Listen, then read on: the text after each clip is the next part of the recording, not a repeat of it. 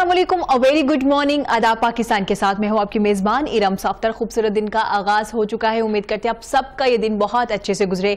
नाज़रीन, रमज़ान का बाबरकत महीना शुरू हो चुका है और अल्लाह ताला इस बाबरकत महीने में तमाम लोगों के लिए आसानियाँ पैदा करे और हम सब के लिए भी आसानियाँ पैदा करे।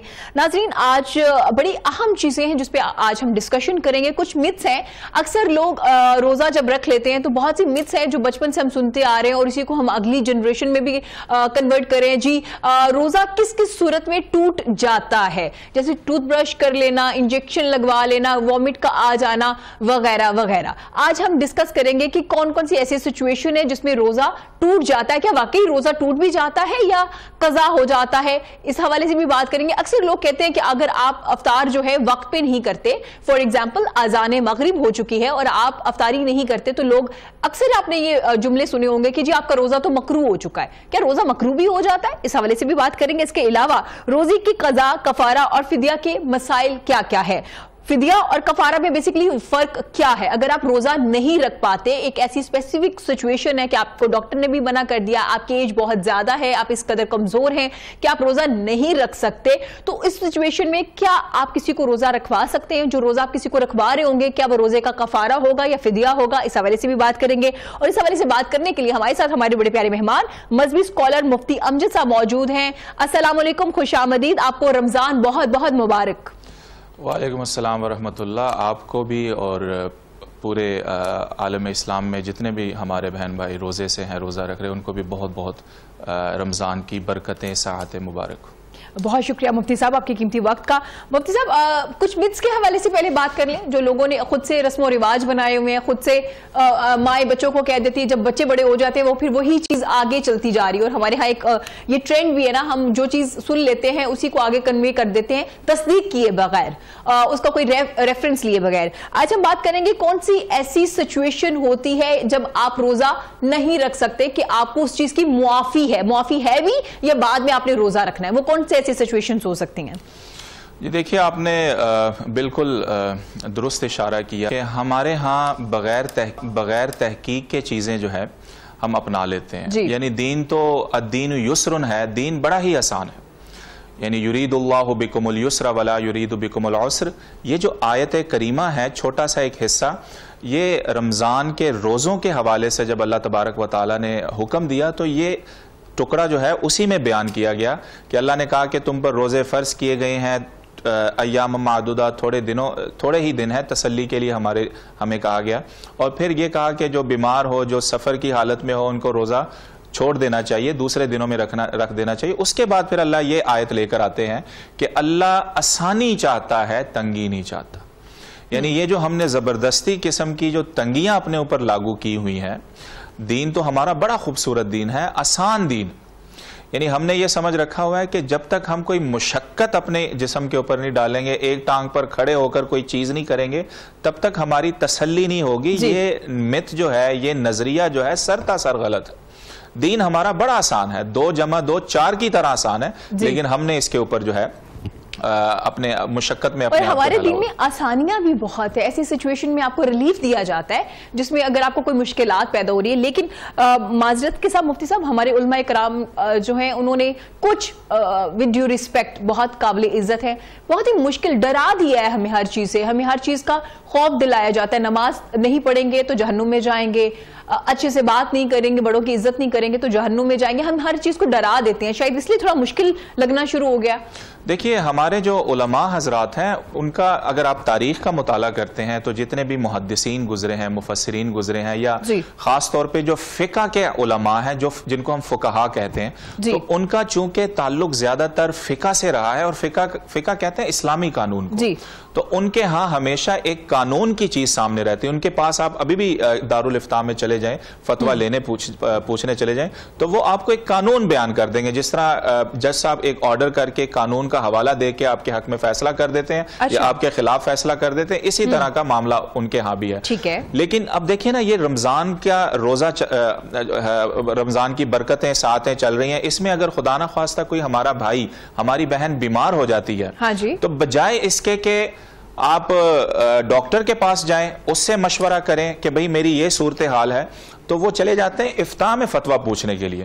بھئی آپ کی بیماری ہے, آپ کو بخوبی پتا ہے کہ میں کس صورتحال سے گزر رہا ہوں, تو ڈاکٹر سے مشورہ کرنے کے بعد اگر وہ یہ کہہ دیتا ہے کہ آپ روزہ چھوڑ دیں, تو آپ کو چھوڑنا پڑتا ہے. ٹھیک ہے, آپ کو چھوڑنا چاہیے. ڈاکٹر ریکمینڈ کرے نا آپ کو, اگر میں اپنے معالج کے پاس جا رہی ہوں, ہی نوز ویری ویل کہ میری جسمانی سکت اتنی ہے یا نہیں ہے, یا مجھے میڈیسن کی دن میں 2 بار ضرورت ہے یا نہیں. میں ڈائبٹیز کا مریض ہوں, میرا بلڈ پریشر کا مسئلہ ہے. بالکل بالکل اسی طرح. تو یہ چیزیں آپ ان کے ساتھ ڈسکس کریں. دیکھیں ہمارا ایک المیہ بن چکا ہے کہ ہم ہر چیز کو جو ہے مدرسے کی طرف لے جاتے ہیں, یعنی فتویٰ لینے کے لیے چلے جاتے ہیں. مجھے اگر بیماری ہے تو میں بھئی ان کے پاس جاؤں گا, میں ڈاکٹر کے پاس کیوں نہیں جاتا جو اس فن کے ماہرین ہیں.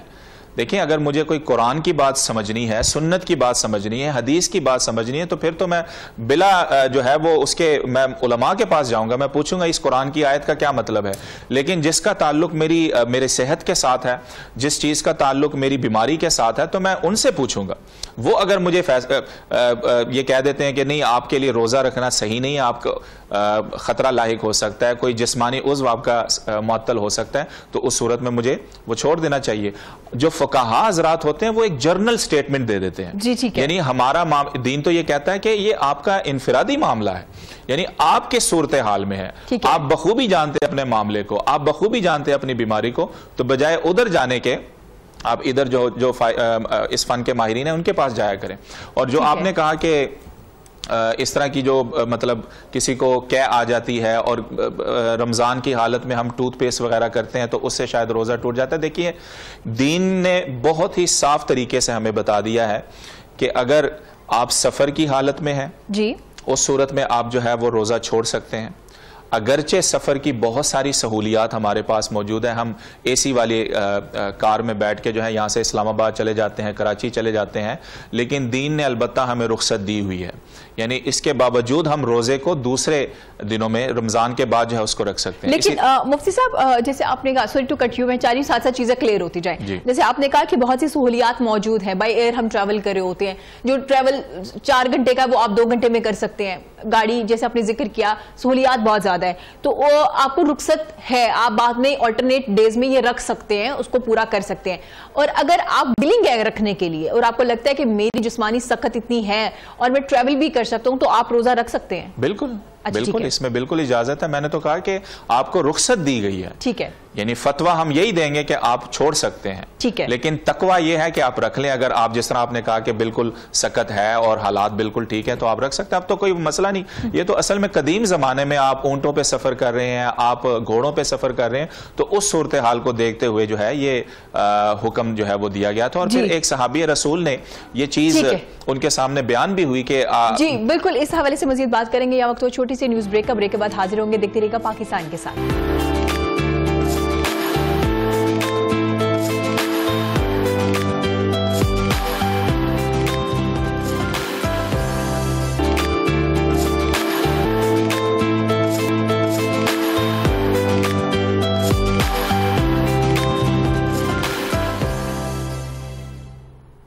ویلکم بیک ناظرین. جیسے ہم بات کر رہے تھے کہ سفر میں اجازت ہے رخصت کی, روزہ اگر آپ نہیں رکھ سکتے, اگر آپ کی طبیعت خراب ہو جاتی ہے, آپ کو قے آ جاتی ہے اور آپ کو لگتا ہے کہ میں روزہ اس طرح سے نبھا نہیں پاؤں گا, تو آپ کو رخصت ہے. لیکن جیسے میں اور مفتی سے ذکر کر رہے تھے کہ اب سہولیات اتنی زیادہ ہے, سفر آسان بن گیا ہے, تو اس میں اگر آپ ولنگ ہے اور آپ کو لگتا ہے کہ آپ کو کوئی ایسی پرابلم نہیں ہوتی, تو آپ روزہ رکھ سکتے ہیں. مفتی صاحب کچھ متس کے حوالے سے بات کرتے ہیں. اکثر ہم کہتے ہیں جی روزہ ٹوٹ جاتا ہے. پہلے بات کر لیتے, کیا ٹوتھ برش کرنے سے روزہ ٹوٹ جاتا ہے؟ دیکھیں اس میں علماء کی طرف سے مختلف اوپینین آتی ہیں کہ رخصت میں خاص طور پہ وہ ٹوتھ پیسٹ جس کا کچھ ذائقہ ہوتا ہے یا اس طرح کی چیز ہوتی ہے.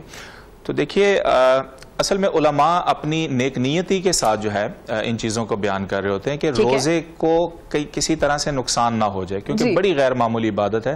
تو علماء کی طرف سے اس چیز کی وضاحت ہوتی رہتی ہے اور مسائل ڈسکس کیے جاتے ہیں کہ آپ کا روزہ جو ہے اللہ کی بارگاہ میں صحیح طریقے سے جو ہے وہ پہنچ جائے. لیکن دیکھیے اس میں جہاں پہ جو ذائقے کا کہا جاتا ہے, تو ذائقہ تو آپ اگر مسواک بھی کرتے ہیں جو کہ بالکل جائز ہے کرنا, تو ذائقہ تو اس میں بھی آ جاتا ہے. ہاں بالکل, آپ دیکھیے کہ ایک ٹیسٹ ہوتا ہے اس کا, بالکل اس کا ایک ٹیسٹ ہوتا ہے. تو بلکہ ابن سیرین ایک بہت بڑے بزرگ گزرے ہیں, تو ان سے کسی نے اسی طرح کا سوال کیا کہ جی مسواک میں جو ہے وہ ذائقہ آ جاتا ہے تو مسواک نہیں کرنی چاہیے. تو انہوں نے کہا بھائی پانی کا بھی تو ذائقہ ہوتا ہے جب آپ کلی کرتے ہیں, تو اس کا کیا مطلب ہے کہ آپ وضو کے لیے کلی کرنا چھوڑ دیں گے؟ تو ذائقہ ہو نہ ہو اس سے روزے کو کچھ نہیں ہوتا, اصل میں اس کو نگلنا ہے. اگر آپ حلق سے نیچے اس کو اتار دیتے ہیں تو پھر جو ہے آپ کے روزے کو خطرہ لاحق ہو جاتا ہے. تو ٹوتھ پیسٹ کرنا بہتر تو یہی ہے کہ آپ سحری کے ٹائم ہی سب کچھ کیا کریں, کھانا کھا لیا آپ نے, اس کے بعد اپنے اذان سے 2 یا 5 منٹ پہلے کیا اذان سے پہلے تیاری کریں. اور یہ ایک سچے مومن کا طریقہ یہی ہونا چاہیے کہ وہ تیار رہے روزے کے لیے. تو بعض اوقات ایسا ہوتا ہے کہ ہم سحری کے لیے اٹھ نہیں پاتے اور ہم نے پھر بعد میں جب ہماری آنکھ کھلتی ہے تو نیت ہم کر لیتے ہیں روزے کی, تو منہ سے ایک سمیل آ رہی ہوتی ہے, آفس بھی جانا ہوتا ہے, کام کے لیے بھی جانا ہوتا ہے. تو بالکل اس میں کوئی قباحت نہیں ہے کہ اگر آپ ٹوتھ پیسٹ بھی کر لیتے ہیں, روزہ اس سے نہیں ٹوٹتا. کوشش کریں کہ اس کے ذرات جو ہے وہ حلق سے نیچے نہ چلے جائیں. مطلب اس کو ٹیسٹ کو آپ فیل نہ کریں اور حلق سے نیچے نہ لے کے جائیں. دیکھیں ٹیسٹ ہوگا, حلق سے نیچے نہیں جانا چاہیے, حلق سے نیچے نہیں جانا گلے سے نیچے اس کو نہیں اتارا. لیکن بہتر یہی ہے کہ اگر آپ اذان سے وہ کر لیتے تو بہتر ہوتی ہے. اور ویسے بھی روزے دار کی منہ کی جو وہ بو ہے وہ بھی خوشبو میں تبدیل ہو جاتی ہے, تو تھوڑا سا اوائڈ کیا جا سکتا ہے. بالکل, دونوں طرف سے ہے. دیکھیے سحری کا مقصد ہی یہ ہے کہ روزہ ابھی شروع ہونے والا ہے, تو آپ اس سے پہلے تیاری کر لیں. جس طرح ہم نماز سے پہلے تیاری نہیں کرتے, اذان ہوتی ہے وضو کے لیے چلے جاتے ہیں, تو اس طرح روزے کے لیے آپ سحری میں اٹھ کر اس کے لیے تیاری کر لیں. تو یہ بھی تیاری کا ایک حصہ ہے کہ آپ اپنے آپ کو صاف ستھرا پاک صاف رکھیں. ٹھیک ہے مفتی صاحب, کچھ بات کر لیتے ہیں. طبیعت خراب ہو جاتی ہے, آپ کا روزہ ہوتا ہے, لیکن آپ نے کوئی مشقت والا کام کیا ہوتا ہے, مشقت والا کام بھی نہیں کرتے. سم ٹائم لوگوں کو مائگرین ہوتا ہے, کسی کو سر درد بہت زیادہ شدت اختیار کر جاتا ہے, اور کیا آ جاتی ہے, ٹیمپریچر ہو جاتا ہے. تو بے شک بیماریاں بھی اللہ کی طرف سے ہی ہیں. تو ایسی سچویشن میں کیا آپ کا روزہ ٹوٹ جاتا ہے؟ دیکھیے جو قے کی بات ہے تو یہ آپ ذہن میں بٹھا لیں سامعین بھی, کہ قے ہمارے اختیار سے نہیں آتا, یعنی یہ غیر اختیاری وامٹ کرتا ہے. ہاں, یعنی میں زبردستی تو کہہ نہیں کرتا, بلکہ ایک دم سے ایک تو ہم نے کچھ کھانا بھی زیادہ کھایا ہوتا ہے سحری کے ٹائم پہ, تو اس میں بھی ذرا اپنا ہاتھ جو ہے وہ ہولا رکھیں. تو اس طرح کی صورتحال اگر ہو بھی جاتی ہے تو یہ غیر اختیاری معاملہ ہے. تو وہ تمام چیزیں کہ جو انسان کے اختیار میں نہیں ہے, انسان کی طاقت میں نہیں ہے, تو اس پر اللہ تبارک و تعالیٰ گرفت بھی نہیں کرے گا. ہاں البتہ اگر آپ جان بوجھ کے کر رہے ہیں اس طرح, کیا یا آپ نے قے تو کی اور پھر اس کے بعد وہ جو کچھ بھی آپ نے کھایا پیا تھا اس کو دوبارہ سے نگل لیا جان بوجھ کر, تو اس سے آپ کا روزہ جو ہے وہ ٹوٹ جائے گا. یعنی اگر قے آ گئی ہے غیر اختیاری طور پہ, آپ اس کو پھینک دیں, آپ کے روزے کو کچھ نہیں ہوا. یہ جو کہا جاتا ہے نا کہ منہ بھر کے آ جائے کم آ جائے, تو اس سے اس کا کوئی تعلق نہیں ہے. غیر اختیاری آئے گا, مجھے کیا پتا ہے اس کا کیا سائز ہوگا, تو وہ جتنا بھی آئے گا آپ اس کو پھینک دیں, کلی کر لیں, منہ صاف کر لیں, آپ کے روزے کو کچھ نہیں ہوا. اور اتنی جلدی گھبرانا بھی نہیں چاہیے کہ آپ کا روزہ خدا نخواستہ یہ ہو گیا وہ ہو گیا. اور اللہ تعالیٰ نیتوں کو جانتا ہے. اگر آپ نیت کے ساتھ کوئی چیز ہو بھی جاتی ہے جو کہ آپ کے اختیار میں نہیں ہے اور آپ کی نیت بھی نہیں ہے, تو آف کورس اس میں کوئی اتنا وہ سخت نہیں ہے کہ ہاں ہو گیا تو ہو گیا. دیکھیں قرآن میں اللہ نے کہہ دیا لا یکلف اللہ نفسا الا وسعها, کہ میں انسان کی طاقت وسعت ہمت کے مطابق اس کو مکلف ٹھہراتا ہوں. بالکل ایسا ہے. مفتی صاحب ایک اسپیسیفک ٹائم کا ذکر کیا جاتا ہے وامٹ کا آ جانا, کیونکہ ابھی ہم وامٹ کی بات کر رہے ہیں, کہ آنے کی بات کر رہے ہیں. لوگ کہتے ہیں کہ اگر عصر کے بعد آپ کو وامٹ آ رہی ہے اور اس وقت آ رہی ہے, ہم کچھ متس کی بات کریں جو ہمارے معاشرے میں یہ ٹرینڈ بن گیا, رواج بن گیا, رسم بن گیا, جس کو ہم نے مذہب کے ساتھ کنیکٹ کر لیا, اپنے دین کے ساتھ کنیکٹ کر لیا ہے. تو کیا عصر کے بعد وامٹ کا آ جانا, وہ کہتے ہیں جی اب روزہ نہیں ٹوٹے گا. اگر ظہر کے بعد عصر سے پہلے ایک اسپیسیفک ٹائم بتا دیا جاتا ہے, اس میں اگر آپ کو وامٹ آ جاتی ہے تو روزہ ٹوٹ جائے گا, اور اگر عصر کے بعد آ جاتی ہے اور نماز آپ نے ادا کر لی اور مغرب کا وقت قریب ہے, تو اس سے روزہ جو ہے وہ آپ کا نہیں ٹوٹے گا, کیونکہ آپ کا روزہ پکا ہو چکا ہوتا ہے. نہیں یہ بات تو ٹھیک ہے, آپ کا روزہ پکا ہوتا ہے. یعنی اس طرح کی چیزوں سے, میں نے ابھی کہا وامٹ سے کچھ نہیں ہوتا روزے کو, اور ٹائم سے بھی کچھ نہیں ہوتا. یعنی یہ نہیں ہے کہ زوال کے بعد جو ہے روزے کی کوئی اور صورت بن گئی, زوال سے پہلے روزے کی کوئی اور صورت تھی.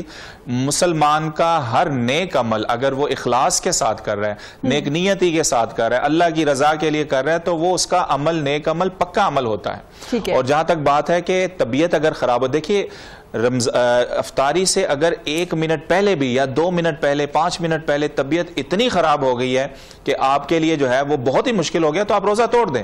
یہ بھی کہا جاتا ہے نا کہ زوال کے بعد جی وہ آپ کو ہر حال میں رکھنا ہی رکھنا ہے, اب آپ کو روزہ پورا کرنا ہی کرنا ہے, ایسی بات نہیں ہے. اگر آپ کی طبیعت اس قدر خراب ہو چکی ہے کہ بے ہوشی یا خدا نخواستہ غشی کا دورہ پڑ رہا ہے یا کوئی اور صورتحال طبیعت بالکل آؤٹ آف کنٹرول ہو گئی ہے تو آپ توڑ دیں روزہ. خدا نخواستہ کوئی ایکسیڈنٹ ہو جاتا ہے اور پانی پلانے کی ضرورت پڑ جاتی ہے, بالکل پلانے کی ضرورت پڑ جاتی ہے, کہیں پہ لڑائی جھگڑے کا خدا نخواستہ کوئی معاملہ ہو جاتا ہے, تو ایسا نہیں ہے کہ زوال کے بعد کا روزہ جو ہے اب آپ نے, اگر آپ کو خدا نخواستہ موت بھی واقع ہونے کا خدشہ ہے تو آپ نے پورا ہی کرنا ہے. ایسا نہیں ہے, 2 منٹ پہلے بھی آپ کی طبیعت خراب ہو چکی ہے اور آپ کو اندازہ ہو رہا ہے کہ میں پانی پیے بغیر یا کھانا پیے بغیر کوئی چانس نہیں ہے اس سے بچنے کا, تو آپ فوراً روزہ افطار کریں اور اس کی جو قضا ہے وہ رمضان کے بعد رکھ لیں. آپ رکھ سکتے ہیں قضا, اس کے بعد رکھ سکتے ہیں. مفتی صاحب جیسے ٹھیک ہے آپ نے کیا کے حوالے سے بتا دیا ہے, ابھی ہم بات کریں گے جیسے آپ نے ٹوتھ پیسٹ کے حوالے سے بھی بات بتائی, کچھ لوگ طبیعت خراب ہو جاتی ہے, انجیکشن لگوانے کی ضرورت پڑ جاتی ہے.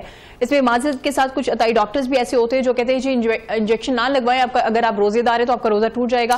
اور کیونکہ ہم لوگ تھوڑا ڈرے بھی ہوتے ہیں, ہمیں لگتا ہے کہ اگر کھانا پینا چھوڑ دیا تو اب یہ روزہ قبول ہو جائے, تو ہم لوگ اوائڈ کر لیتے ہیں کہ انجیکشن نہیں لگنا چاہیے, کیونکہ انجیکشن میں ظاہر ہے لیکوڈ ہے, آپ کی باڈی کے اندر جا رہا ہے, اگر وہ اندر جا رہا ہے تو ظاہر ہے پھر آپ کا روزہ ٹوٹ نہ جائے. تو کیا ایسی سچویشن میں انجیکشن لگوا سکتے ہیں, آپ کا روزہ ٹوٹے گا تو نہیں؟ دیکھیے سب سے پہلے تو کوشش یہ کرنی چاہیے کہ اگر آپ کی طبیعت خراب ہے یا بخار ہے یا کوئی اس طرح کا معاملہ ہے تو کوشش کریں کہ جو افطاری کے بعد کا وقت ہے یا سحری سے پہلے یا سحری کا جو وقت ہے اس میں یہ تمام معاملات کر لیا کریں. ڈاکٹر کے پاس آپ چیک اپ کروائیں, اپنا بہترین جو ہے علاج کروائیں. لیکن یہ اس صورت میں ہے, جو انجیکشن اگر آپ لگانے بھی جا رہے ہیں اس صورت میں ہے کہ اگر آپ کی طبیعت جو ہے وہ زیادہ خراب ہے, ڈاکٹر صاحب یہ سمجھتے ہیں کہ اس کے بغیر آپ کا جو ہے وہ یعنی آپ کی طبیعت ٹھیک نہیں ہو سکتی, بحال نہیں ہو سکتی, تو انجیکشن لگانے میں کوئی حرج نہیں ہے, کیونکہ آپ کے حلق سے کچھ نہیں جا رہا. تو روزے کی حالت میں انجیکشن لگانے سے, اور وہ انجیکشن کے جو آپ کی طبیعت کو بحال کرنے کے لیے ہو, یعنی ایک ہوتا ہے غذائی ادویہ کہ جس طرح ڈرپ لگا لیا, تو ڈرپ نہیں لگانا چاہیے. ڈرپ میں آپ کو ایک غذائی طاقت جو ہے وہ مل رہی ہوتی ہے, اس میں طاقت کی جو ہے وہ چیزیں اس میں شامل کر دی جاتی, تو انجیکشن سے آپ کے روزے کو ٹھیک ہو گیا. ناظرین یہاں وقت ہوا ہے چھوٹی سی بریک کا, بریک کے بعد حاضر ہوں گے دیکھتے رہے گا پاکستان کے ساتھ, اور مزید بات کریں گے ہم روزے کے حوالے سے, روزے کے کفارے اور فدیہ کے حوالے سے بھی بات کریں گے. دیکھتے رہے گا رمضان احساس کے ساتھ.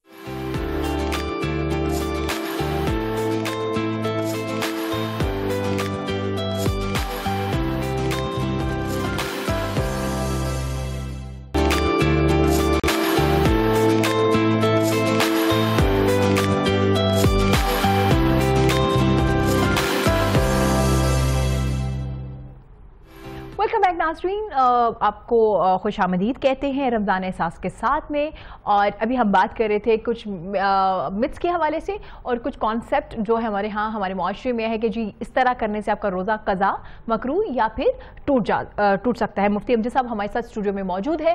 مفتی صاحب ہم نے کیا کے حوالے سے بھی بات کر لی, انجیکشن کے حوالے سے بھی بات کر لی. آپ نے بالکل درست فرمایا کہ سچویشن اگر کنٹرول ہے اور آپ کو لگتا ہے کہ افطار تک آپ ویٹ کر سکتے ہیں اور اس کے بعد جا کے آپ انجیکشن وغیرہ لگوا لیجئے, لیکن اگر آپ کو لگتا ہے کہ سچویشن آپ کی کنٹرول نہیں, آپ کی طبیعت آپ کی کنٹرول میں نہیں, اور ڈاکٹر حضرات کو بھی یہی لگتا ہے کہ نہیں انجیکشن ضروری ہے اس سچویشن میں, تو آپ لگوا سکتے ہیں. صرف ڈرپ سے اوائڈ کیجئے کیونکہ آپ کو غذائی اس سے انرجی مل رہی ہوتی ہے آپ کی, کیونکہ اس میں گلوکوز وغیرہ بھی سارا کچھ ڈرپس میں ہوتا ہے, تو اسے اوائڈ کیجئے. مفتی صاحب کھانا چکھنے کے حوالے سے بات کرتے ہیں. خواتین کیونکہ کچن میں مصروف ہوتی ہیں اور کچھ مرد حضرات غصہ جلدی کر جاتے ہیں اگر کھانے میں نمک زیادہ ہو جائے یا کم ہو جائے, تو تھوڑی نیچر ہوتی ہے نا مرد حضرات کی, بالکل بھی برائی نہیں کر رہی ہوں میں, کچھ خواتین بھی غصہ کر جاتی ہیں, ہماری ساس ہماری مائیں کہ بھئی آپ نے کھانے میں کیا بنا دیا, کیسا نمک ہی نہیں ہے یا نمک بہت زیادہ ڈال دیا ہے. تو ایسی سچویشن میں خواتین کیا کھانا چکھ سکتی ہیں یا نہیں؟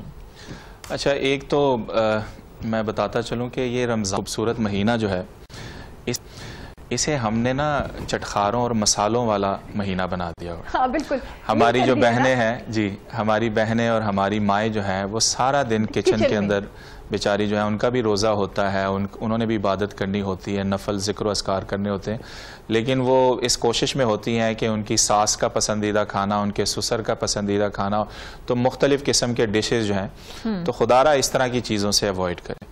یعنی اللہ تبارک و تعالیٰ نے روزے فرض کیے ہیں, سموسے اور پکوڑے ہم نے اپنے اوپر خود سے فرض کر لیے ہیں. اچھا, خود سے. یعنی اس طرح کی چیزیں ہم نے اپنے اوپر لازم کر دی ہوئی ہیں. تو ایک تو ہماری بہنوں, ہماری ماؤں پر ذرا تھوڑا ان کو بھی موقع دیں عبادت کرنے کا. اچھا, دوسرا آپ نے کہا کہ چکھنے کے حوالے سے, دیکھیے میں نے پہلے بھی گزارش کی کہ چکھنے کے ساتھ روزے کو کچھ نہیں ہوتا.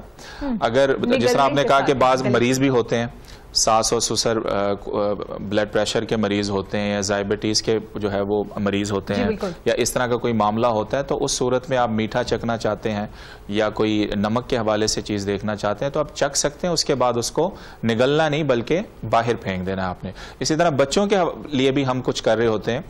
مثلا ایک بچہ ہے وہ کھا نہیں سکتا، تو اس کے لیے آپ کوئی روٹی چبا کے، ٹھیک ہے، منہ میں ڈال کے اس کو چبا کے اس کو ذرا نرم کر کے، یا غذا کوئی ہے نہیں آپ کے پاس، کوئی چھوٹا بچہ بڑی مجبوری بن گئی، تو اس صورت میں بھی آپ اس چیز کو چبا کے تو اس کے منہ میں آپ نوالا دے سکتے ہیں. مجبوری کی صورت میں مجبوری ہے، ہاں، بس نگلنا نہیں ہے. یہ آپ نے خیال رکھنا ہے کہ نگلا نہ جائے. بلکہ حضرت عبداللہ ابن عباس رضی اللہ تعالیٰ فرماتے ہیں کہ اگر کوئی سرکہ یا اسی طرح کوئی اور چیز ہے تو روزے دار جو ہے اگر اس کو چکھ لیتا ہے تو اس میں کوئی حرج کی بات نہیں. اچھا جی، اس میں کوئی حرج کی بات نہیں ہے. چکھنے کے بعد اس کو نگلنا نہیں چاہیے بلکہ اس کو باہر پھینک دینا چاہیے.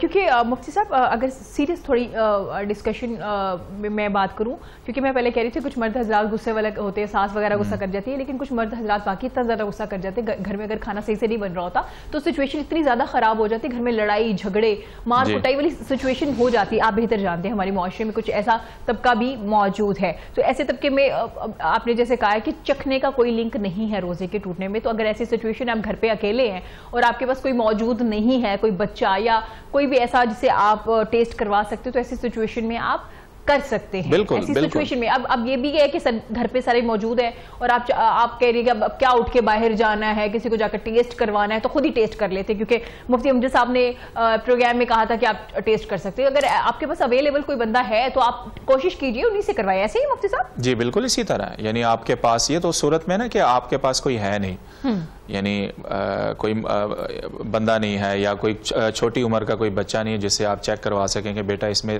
زیادہ مسالہ تیز ہے یا وغیرہ.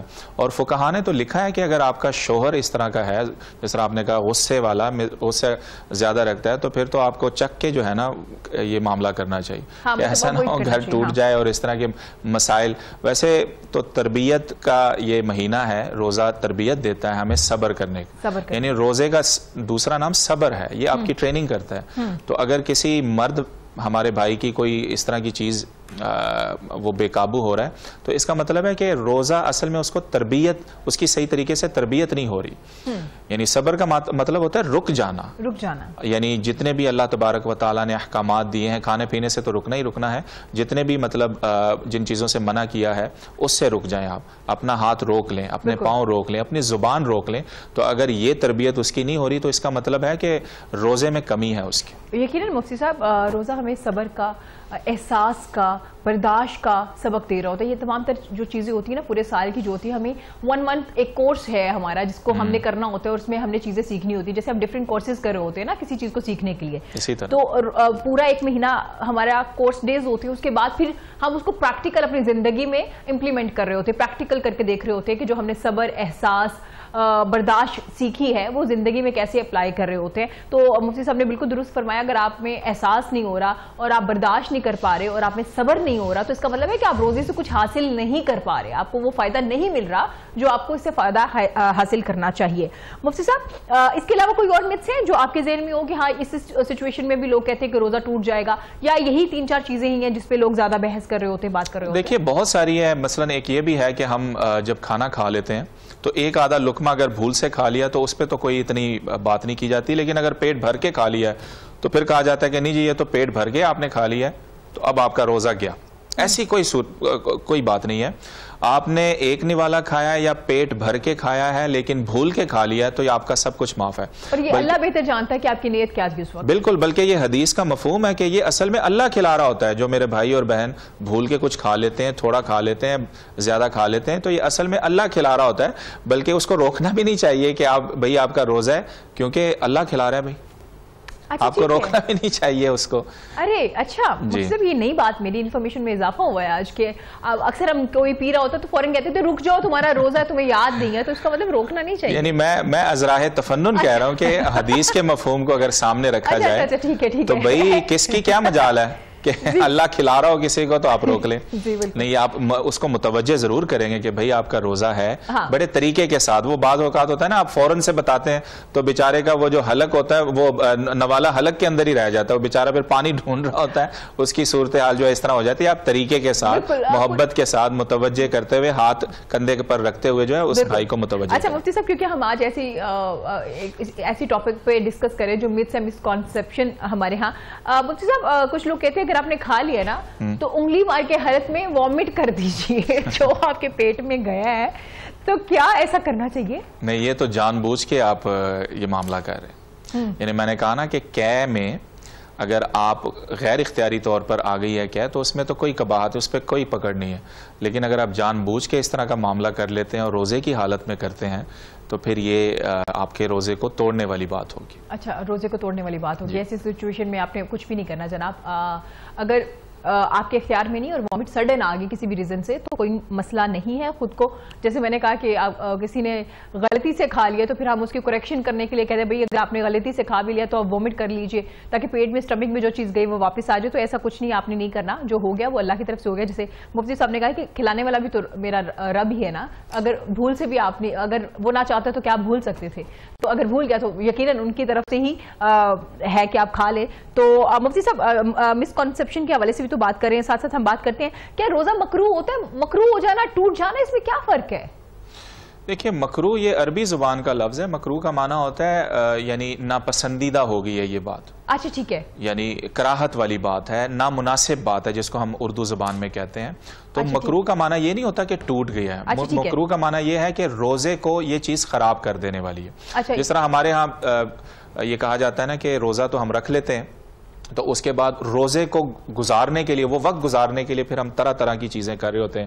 مثال کے طور پہ ایک تو ہم سارا دن سوتے ہی رہتے ہیں, اے سی لگا کے جو ہے آرام سے سونے کی کوشش کر رہے ہیں کسی طریقے سے, یا لوڈو کھیلنے شروع کر دیں گے ہم, یا اسی طرح کی موویز دیکھنا ہم شروع کر دیتے ہیں, یا کوئی اور اس طرح کی ایکٹیویٹی کر لیتے ہیں کہ جو بظاہر تو اس میں کوئی قباحت نہیں ہے, لیکن چونکہ یہ آپ روزے کی حالت میں ہوتے ہیں تو روزے کو زیادہ سے زیادہ بہتر بنائیں. آپ عبادات کی صورت میں آپ قرآن پڑھیں, آپ حدیث کا مطالعہ کریں, کوئی اسلامی کتاب یا دینی کتاب آپ پڑھ لیں.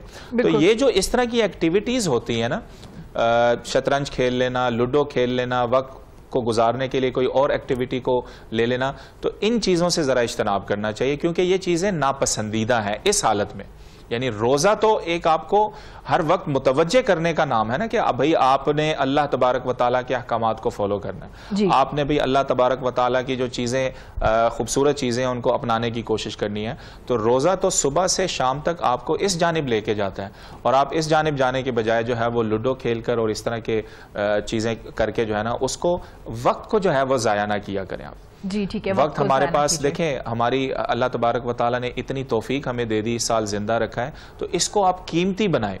ہمارے کتنے بھائی اس سال ہمارے ساتھ نہیں ہیں, تو اس کو قیمتی بنائیں, وقت کو ضائع نہیں کرنا چاہیے اس معاملے. ٹھیک ہے مفتی صاحب, فدیہ اور کفارے میں, کیونکہ ہم اکثر کہہ رہے ہوتے ہیں نا کہ آپ اس کا کفارہ ادا کر دیں, اور اکثر لوگ کہہ رہے ہوتے ہیں کہ روزے کا فدیہ ادا کر لیں. یہ دونوں میں کیا فرق ہے, اور روزے کے لیے کون سا جو لفظ ہے وہ مناسب ہے استعمال کرنے کے لیے, کفارہ ہوگا یا فدیہ ہوگا؟